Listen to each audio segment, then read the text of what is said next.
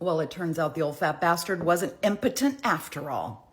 This is the story of King Henry VIII and his wife, Catherine Howard. Now, to avoid confusion, remember this man had 6 wives. 3 were named Catherine, 2 were Anne, 1 was Jane. So this is Catherine number 2, wife number 5. Are you with me so far? The year is 1540, and these 2 lovebirds have just set their eyes on each other. And it's kind of accidental, but not so accidental, that Catherine Howard was even anywhere near the king to begin with. I just need to go back in history just really quickly so you understand kind of where she came from and why this is all so unusual that she was able to become queen. Catherine is the daughter of Edmund Howard. Edmund Howard married Joyce Culpeper. Joyce already had 5 kids from a previous marriage. She marries Edmund. They have 5 more. Catherine is the 10th child. Howard, which was a very important name in England at this time. And Edmund has 2 really important siblings. So his sister Elizabeth, who ended up marrying Thomas Boleyn and is the mother of Anne Boleyn. So Catherine and Anne are first cousins, but also Edmund has a brother named Thomas Howard, who's in the long line of succession, like all the Thomas Howards were the Dukes of Norfolk all the way down. So he is the current Duke of Norfolk. So Edmund is well connected, but Edward himself doesn't seem to have a pot to piss in. Joyce dies when Catherine is very young, like a toddler. And Edmund's like, what the fuck am I going to do with 10 kids? I can't support 10 kids. So he sends Catherine and I think other children off to live with a step-grandmother who's a widow. She's the Dowager Duchess of Norfolk. Her name is Agnes. And Agnes apparently has a big house with lots of kids in it. It kind of sounds almost like it's almost like a foster situation.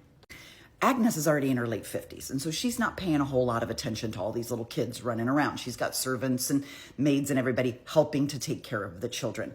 She wasn't given that kind of noble upbringing that her cousins were given. She was not well educated. She wasn't well traveled. She wasn't well dressed. There wasn't a lot of money.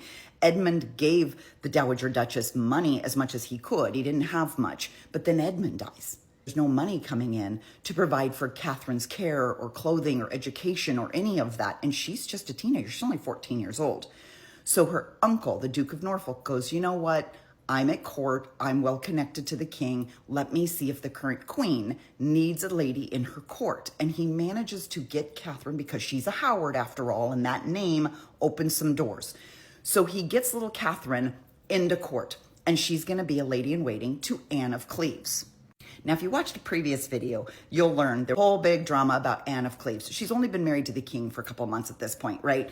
And the king doesn't like her. And he's looking for a way to get out of the marriage. Plus, she's not English. She's German, and she doesn't even speak English, and she's Protestant, which a lot of people really dislike, including the Duke of Norfolk.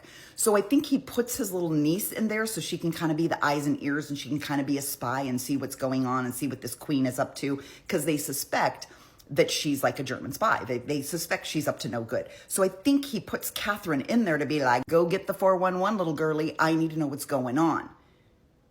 But then the king spots little Catherine, and it's off to the races. Henry is a gigantic ass narcissist. Well, and he's also a gigantic ass. Hold on a minute. I'm going to get to his size in a minute. I've talked about this in other videos, and people are shocked to hear how large this man was at this point in time. But he's such a fucking fool. He's 48 years old. He's aging. He's in bad health. And he thinks this 15-year-old beauty is really interested in him. It's like this, like literally, like he's Jabba the Hutt. She's Princess Leia in the little bikini. And he actually thinks like, this is my prize. And she's like, you stupid old goat. I'm going to fucking milk you for everything. And believe me, she does. Okay, we're talking about Henry at this point. I'm reading from a direct transcript here. He had ballooned to about 425 pounds. 54-inch waist. That's a lot of loving. He could barely walk or ride a horse. Thank God, because that poor fucking horse. Oh.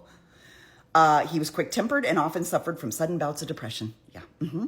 His open wound, I talked about this in a previous video. He's got a wound on his leg that never healed. His open wound oozed pus and had a constant dreadful smell. Yeah, he's a ladies' man.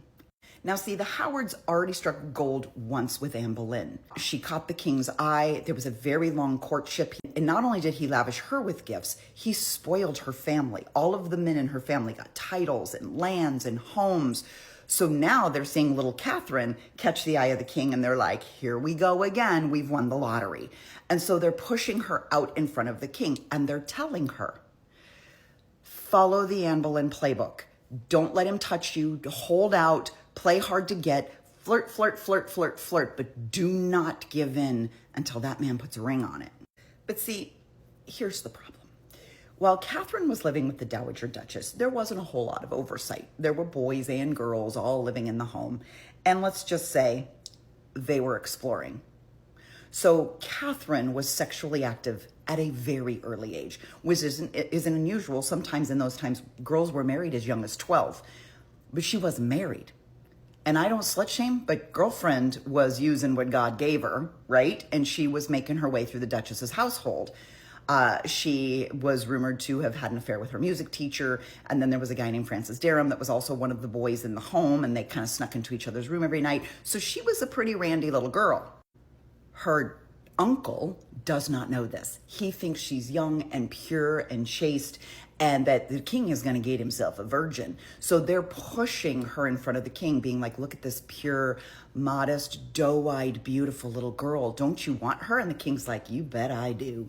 And by April 1540, which is literally like 3 months after he married Anne of Cleves, he's already openly courting Catherine Howard. In the first month that he was even flirting with her, he started already giving her like substantial land grants because he had seized property from the Catholic Church and he was handing it over to Catherine Howard and her family. And he actually believes that this young, pretty, graceful, energetic, doe-eyed girl who he thinks is a virgin is into him. He wants to see Catherine, but he's having a hard time because his pesky wife is always around. So at one point, the Catholic bishop, Bishop Gardiner, hosted Henry and Catherine at his home. So they'd have a place to do a little freaky. Like, there's nothing unusual about a Catholic bishop helping a man commit adultery with a 15-year-old girl. And Catherine went all in. Let me tell you, wasn't educated. She wasn't worldly. She wasn't sophisticated. She didn't understand palace intrigue, but boy, this girl could fuck like nobody's business. And she was jumping up and down on King Henry every moment of the day. Let's put it this way. She was a very exciting and energetic bed partner. To be very honest with you, I think she was secretly trying to do what Mary Tudor had done to the old French king and just hump him to death. But that didn't work. Catherine was dripping in jewels and furs. She received gifts far more extravagant than any of his previous wives. And eventually she convinced him that he was strong and powerful and virile and manly and he deserved male heirs. And all he had to do was leave Anne of Cleves and marry her instead. So that is the story about how a girl raised in relative obscurity humped her way to the palace. You go, Catherine Howard, you go, girl.